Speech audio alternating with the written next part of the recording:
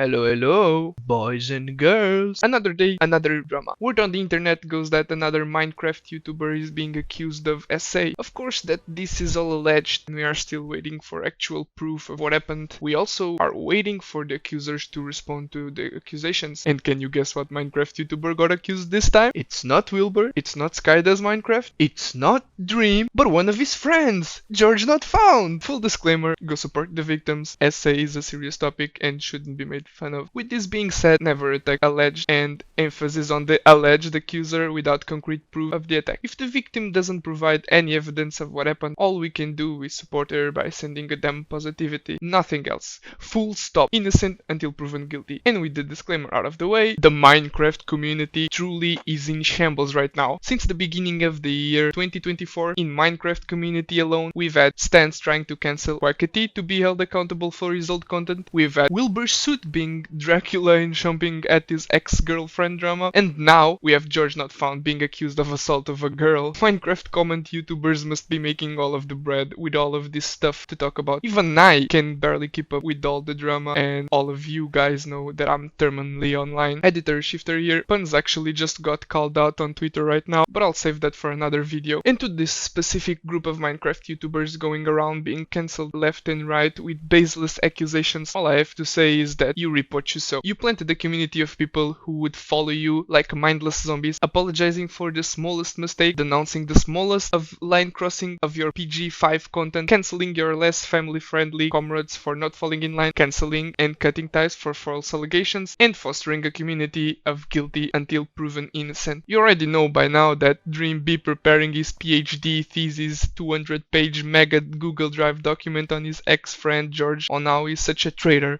and how could have done this, and denouncing their friendship.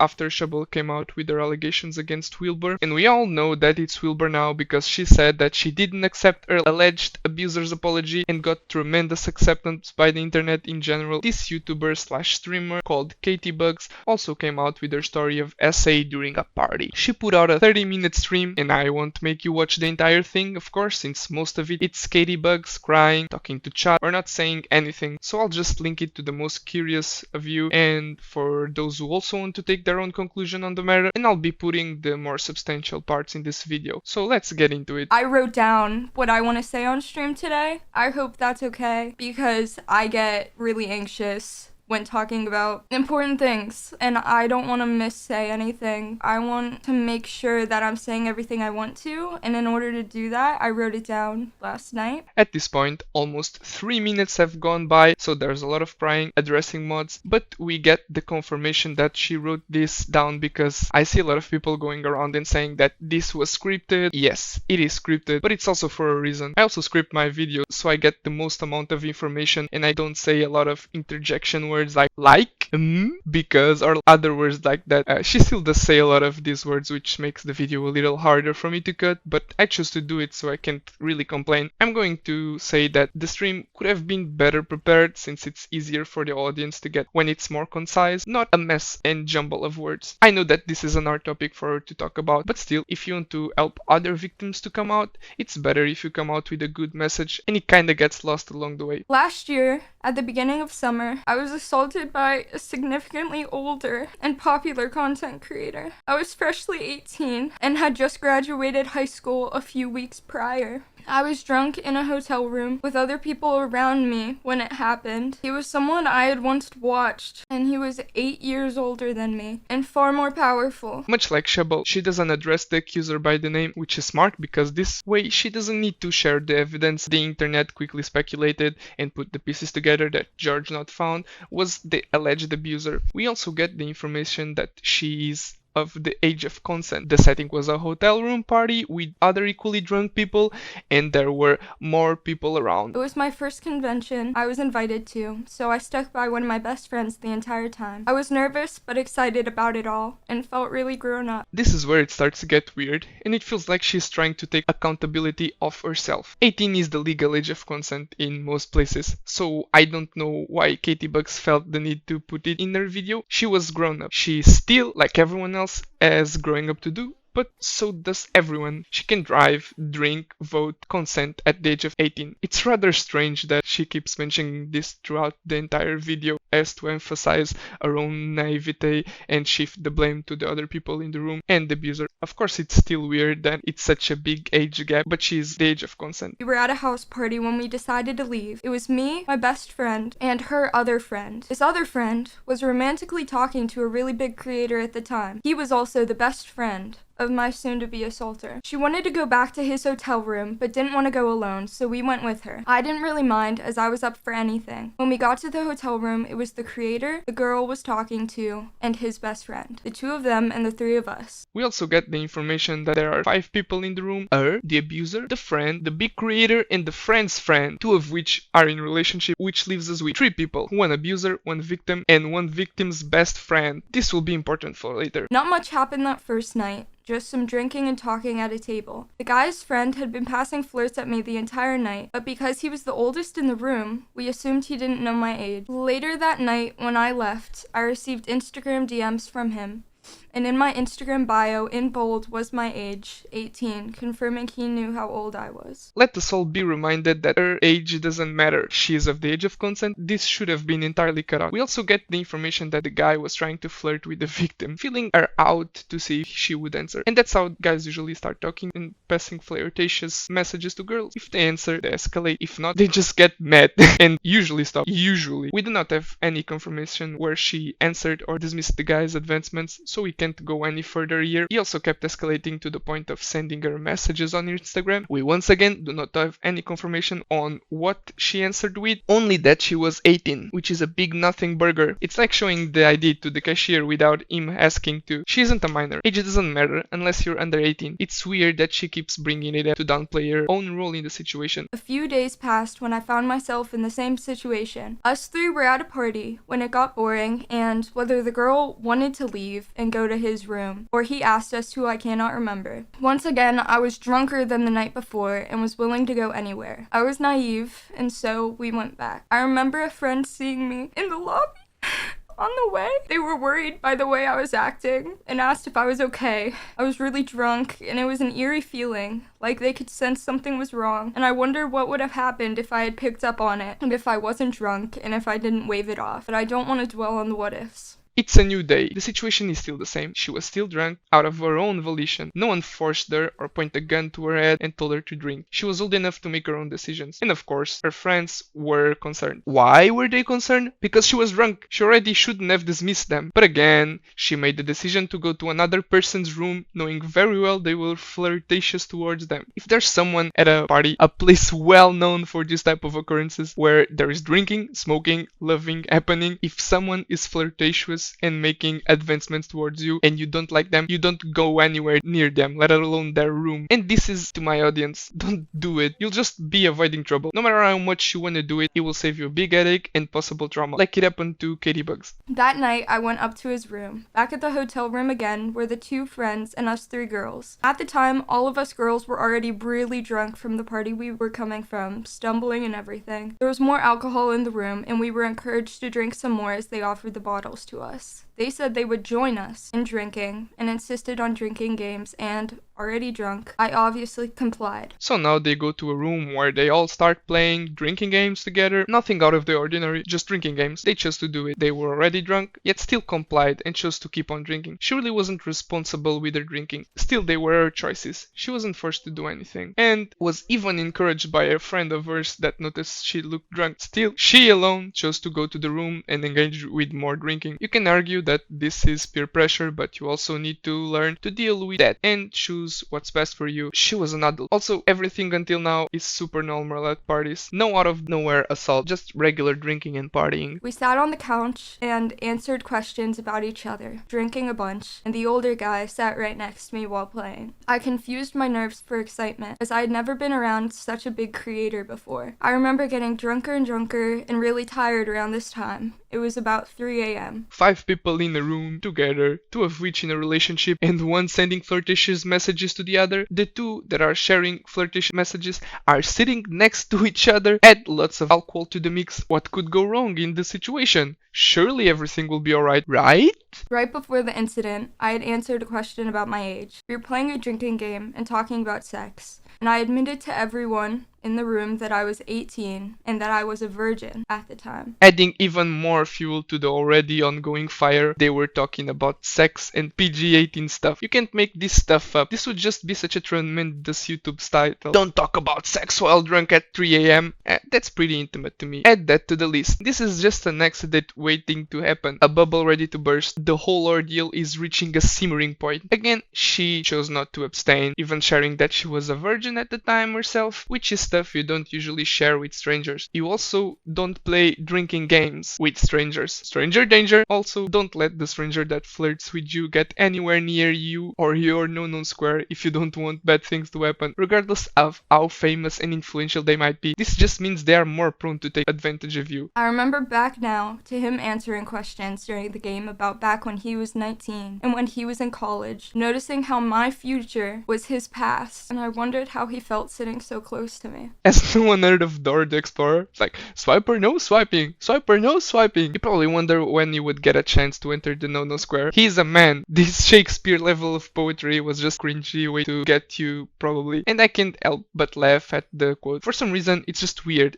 Did he also get with a 27-year-old when he was 18? Just what do you mean by that? We've got Wilbur Suit in the chat with that level of quote. This is just such an unprecedented lack of awareness. It's over 9,000. Just look at the situation that led up to this event. Did it never come across her mind of what was going on? There were 3 single people, 1 couple, partying and playing games while drinking, talking about sexual stuff, and there was clearly a horny dude hitting on one of the single girls, and they were sitting next to each other. She even had one friend trying to steer away in the right direction and asking her if she was okay, but she herself chose not to be helped. What? She made the decision that led to that event. So basically, she's old enough to make her own decision to vote, yet she is not old enough to take accountability for her own actions. It was a little after that when I resorted to playing games on my phone when it happened. Out of nowhere, I felt him slip his hand under my clothes, sitting next to me on the couch in front of everyone. He disguised it with a simple, "Are you ticklish?" I coughed out a no, still staring at my phone. I was overly aware of the fact that we were in front of other people, the fact that everyone else was sitting around us, watching us, including my best friend, and that his hand was inching further to places I hadn't asked for it to be. And this is when the whole incident takes place, the bite of 87, if you will. I'd like to reinforce here for you to go and support the victims. This is their experience, and I'm just talking about the sheer stupidity and red flags that transpired until we get to this point. I'm in no way calling the victim a liar. There's a lack of evidence and holes in the plot. Like, if he kept on flirting with her,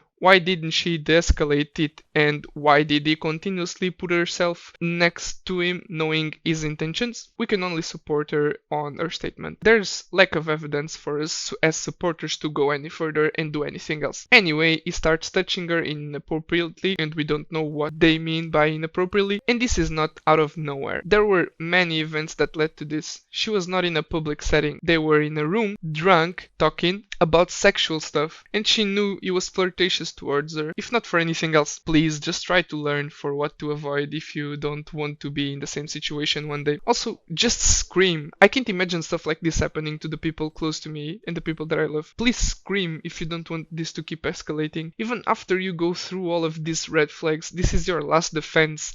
Please just scream and tell him to stop. She had 2 girlfriends there to back her up. We all know how powerful girl power is. They would have backed her up instantaneously and helped her out, but still she chose not to. Adult puts himself in bad situation and is admired when bad thing happens. It just screams lack of accountability and awareness. Scream! God damn it! He made a game out of my embarrassment where he would touch me in certain areas to make me lose the phone game I was playing. I was scared and I felt sick, either from the alcohol or from his touch. It didn't matter because my mind was a blur.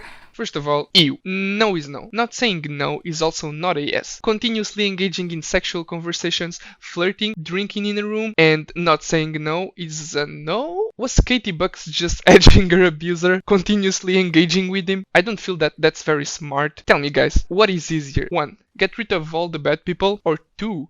Help and teach possible victims of behaviors that will lead them to be assaulted by bad people. This is just a perfect example of failing to stop any and all of the obvious flags and be put in a bad situation where you are taken advantage of. It's impossible to get rid of all of the bad people in the world. New ones will just take the other's place. And her last line of defense was screaming no! And she also failed on that. Her friends also failed to see that. Her best friend at that, she also failed to spot the abuse.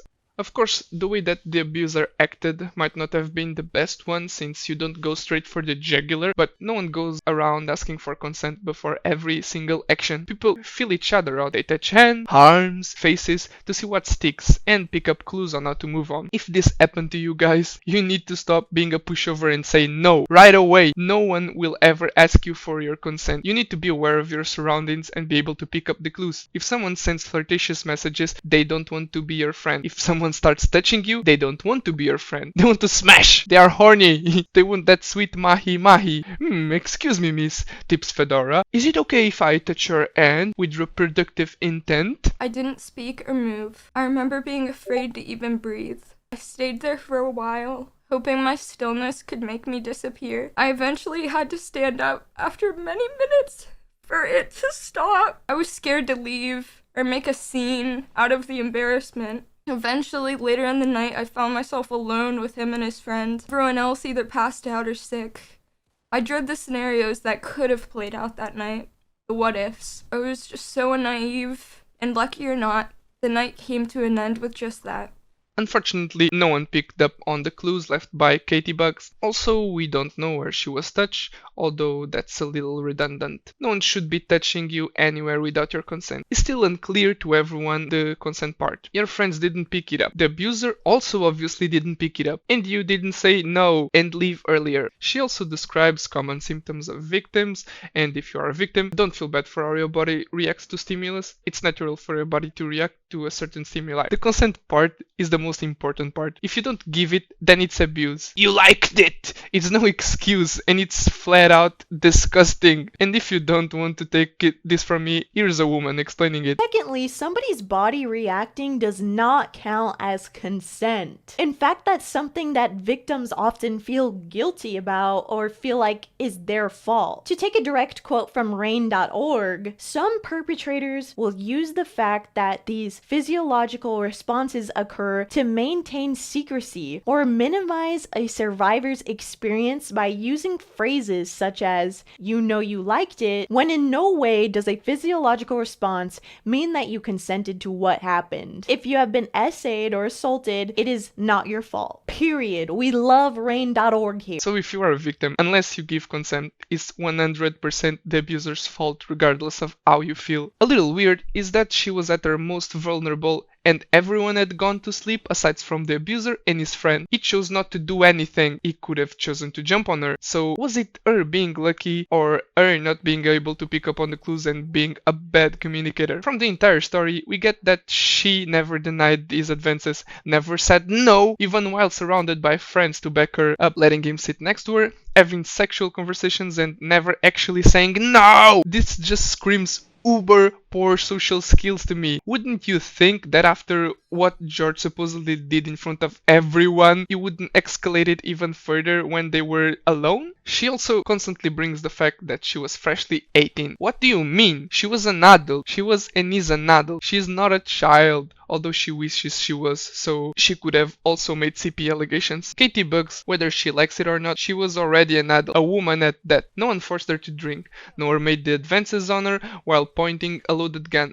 And the fact that George didn't do anything else furthers the point of poor communication. Also, touching is kinda weird, but I get it since there were no attempts by her to distance from the abuser. And the guy keeps talking and flirting to her, which just furthers the point of miscommunication. She is an empowered woman. Use that empowerment for something good. Say stop. Don't talk to me.